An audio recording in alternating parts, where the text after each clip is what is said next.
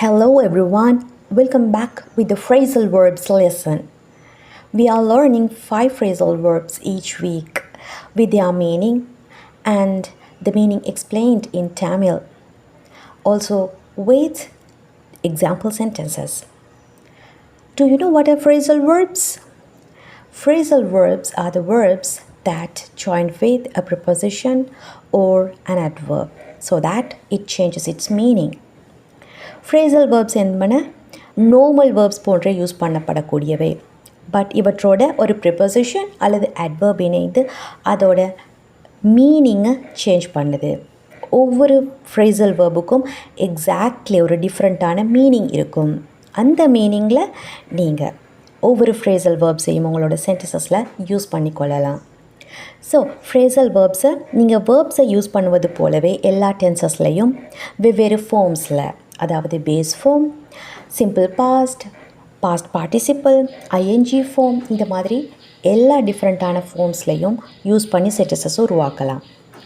அதனால தான் இந்த வீடியோஸில் நான் உங்களுக்கு இந்த phrasal verbஸோட V1, V2, V3 forms and also தெளிவான தமிழ் மீனிங்கை சொல்லிக் கொடுத்து சென்டென்சஸ் உருவாக்குவதற்கான கைடன்ஸையும் கொடுக்கிறேன் by showing the example sentences. So phrasal verbs பற்றி இந்த லெசன்ஸை நீங்கள் கண்டினியூவஸாக கற்கணும் அப்படின்ட்டு ஆசைப்படுறீங்கன்னு சொன்னால் கண்டிப்பாக என்னோடய சேனலை சப்ஸ்கிரைப் பண்ணி வச்சுக்கொள்ளுங்க. ஸோ phrasal verbs மட்டும் இல்லை, இங்கிலீஷில் உங்களுக்கு தேவையான grammar lessons, spoken English lessons, vocabulary lessons, reading lessons, இவை எல்லாவற்றையும் தமிழ் மூலமாக தெளிவாக கற்றுக்கொள்ள கண்டிப்பாக என்னோடய சேனலை சப்ஸ்கிரைப் பண்ணி பெல் ஐக்கனையும் கிளிக் செஞ்சு வச்சுக்கொள்ளுங்க. So, let's start our lesson. Let's see the first phrasal verb of the week. Check in. Check in, checked in, checked in. The meaning: to register upon arrival, usually at a hotel or airport. So, நாங்கள் ஒரு இடத்துல ஒரு hotel அல்லது ஏர்போர்ட்க்கு செல்லும் போது எங்களோட அரைவலை register பண்ணுதல், இதை தான் நாங்கள் செக்இன், அதாவது உள்ளே செல்வதற்காக ரெஜிஸ்டர் பண்ணுறது, அந்த விஷயத்தை தான் நாங்கள் செக்இன் என்று சொல்வோம். We checked in at the hotel at 3 PM. இப்போ 3 மணிக்கு தான் நாங்கள் உள்ளே சென்றோம், ரெஜிஸ்டர் பண்ணி உள்ளே சென்றோம். Got it? Please check in at the airport 2 hours before your flight. ஏர்போர்ட்டில் நீங்கள் எப்போ செக்இன் பண்ணணும்? ஃப்ளைட் போவதற்கு 3 hours முன்னாடி. Please check in at the airport 2 hours before your flight. Next one, check out. Check out, checked out, checked out. What is the meaning? So there is a meaning which is to leave a hotel. So ஹோட்டலில் நாங்கள் register பண்ணி enter ஆகுவதற்கு check in என்று சொல்வோம். அதிலிருந்து வெளியேறுவதற்கு check out. We need to check out of the hotel by 11 AM. அதே போல் இன்னொரு மீனிங்கும் இருக்குது. To look at, examine or try something. ஒரு விடயத்தை நன்கு அவதானித்து எக்ஸமைன் பண்ணி பார்த்தல் அல்லது புதிய ஒரு விடயத்தை ட்ரை பண்ணி பார்த்தல், இதையும் செக் அவுட், நாங்கள் செக் பண்ணுவது என்று சொல்வோம். அந்த மீனிங்லையும் இந்த phrasal verb யூஸ் பண்ண முடியும். See the example sentence. Check out this new phone. It has amazing features. So இந்த ஃபோனை கொஞ்சம் செக் பண்ணி பாருங்கள், இதில் நல்ல ஃபீச்சர்ஸ் இருக்குது. Check out this new phone. It has amazing features. Move on to the third phrasal verb, which is run into.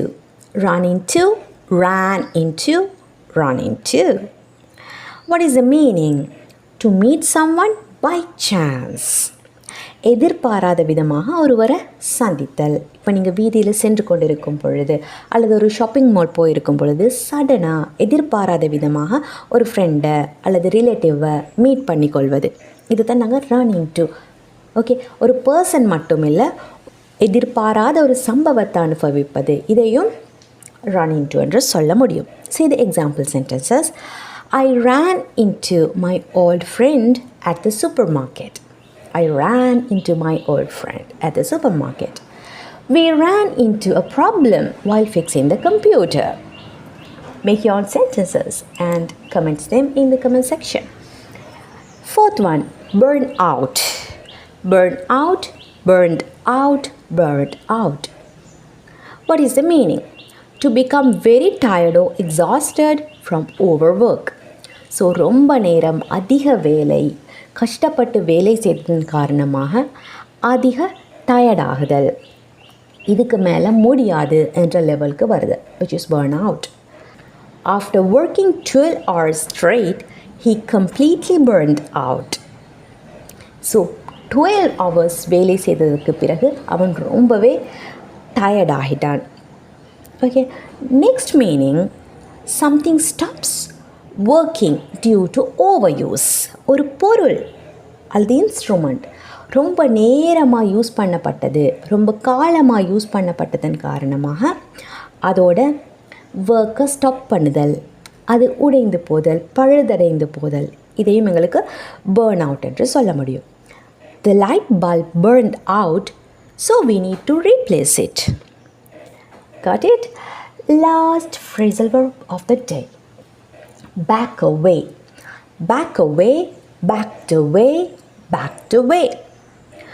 To move backward, usually because of fear or caution.